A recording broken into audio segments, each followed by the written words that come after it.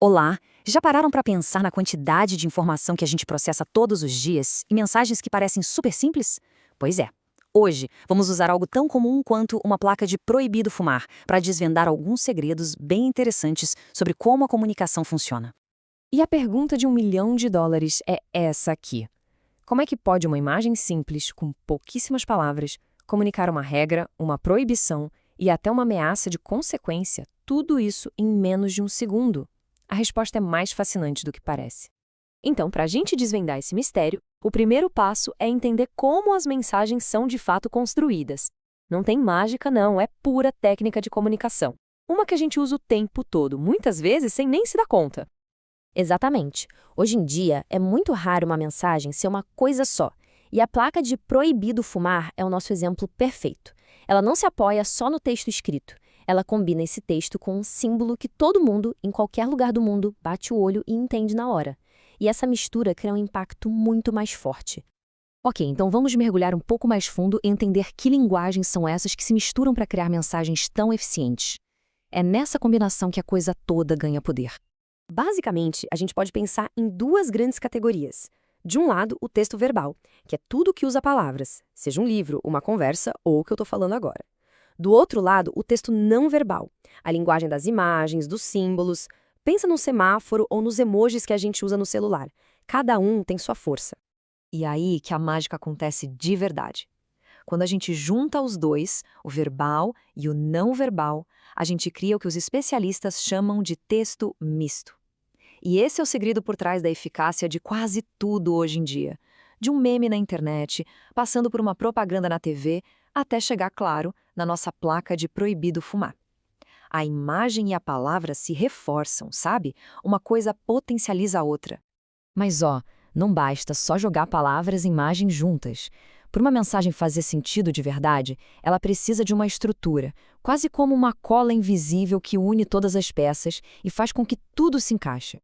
Essa metáfora do prédio é simplesmente perfeita. Um texto não pode ser só um monte de palavras empilhadas, assim como um prédio não é só um monte de tijolos jogados uns sobre os outros. Precisa ter um projeto, uma lógica por trás. E na linguagem, essa estrutura tem nome: coesão e coerência. E olha que ponto genial do linguista Marcucci. Ele diz que a coerência, ou seja, o sentido geral da mensagem, não está só no texto, ali, nas palavras. Ela é construída na nossa mente, na mente de quem lê, a partir da interação do texto com o nosso conhecimento de mundo. Ou seja, quem lê é parte ativa da construção do significado. Isso é demais.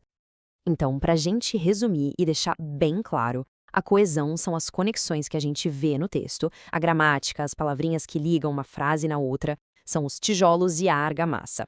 Já a coerência é o resultado final, o sentido lógico que tudo aquilo faz. É o prédio pronto, firme, de pé. Um não funciona bem sem o outro.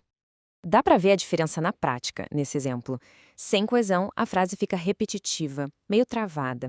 Com coesão, o pronome ele entra em cena para conectar as duas ideias sem precisar repetir o nome do rock.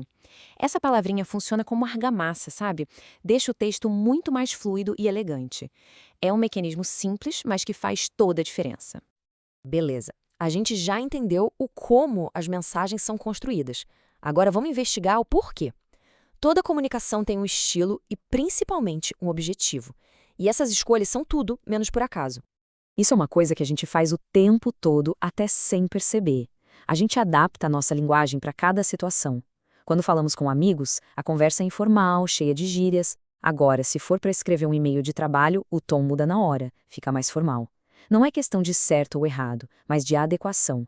Cada contexto pede um tipo de linguagem. E aqui a gente entra no coração da coisa, na intenção por trás de cada mensagem. Porque toda mensagem tem um propósito, um trabalho a ser feito. Na linguística, isso é chamado de funções da linguagem. É o verdadeiro objetivo daquela comunicação. Pensa nesse exemplo clássico de publicidade. É uma frase curta, direta e com um objetivo muito, muito claro. A função por trás de uma frase como promoção imperdível é que a gente chama de conativa. O foco está totalmente em quem recebe a mensagem.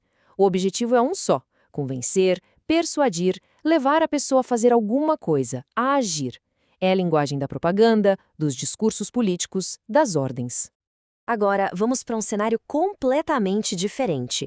Uma frase super intensa, pessoal, e carregada de emoção. Aqui a função é outra, é emotiva. O foco muda do receptor para o emissor, para quem está falando. A mensagem não quer convencer ninguém de nada. Ela só quer expressar, botar para fora os sentimentos de quem fala. É a linguagem que a gente encontra em diários, em declarações de amor ou em explosões de raiva. É o mundo interior de alguém vindo à tona. Certo! Agora é hora da verdade. Vamos juntar todas essas peças que a gente viu e voltar para o nosso quebra-cabeça inicial, a placa de proibido fumar, para finalmente decodificar ela por completo. E olha só como tudo se encaixa perfeitamente. A placa é um texto misto porque combina imagem e palavra. Sua coerência é imediata, ninguém fica com dúvida do que ela quer dizer. A função é conativa porque dá uma ordem clara e o nível de linguagem é formal porque se trata de uma regra oficial. É ou não é uma pequena obra-prima da comunicação direta? E o mais legal é que essa análise pode ser aplicada a qualquer mensagem que a gente encontra por aí. Para se ter uma comunicação mais consciente, o caminho é esse. Primeiro, observar todos os elementos. Depois, entender como eles se conectam. E, por fim, identificar qual é a real intenção por trás daquela mensagem. E aqui está o grande pulo do gato. Com essas ferramentas, a gente deixa de ser só um receptor passivo de informações. A gente passa a analisar, a questionar e a entender a comunicação num nível muito mais profundo. Nos tornamos leitores e ouvintes mais críticos e mais conscientes. Então fica o convite. Qual vai ser a próxima mensagem que vai ser vista com outros olhos? Um outdoor na rua? Um e-mail que chega na caixa de entrada? Uma postagem numa rede social? O mundo está cheio de mensagens esperando para serem decodificadas. A gente se vê na próxima.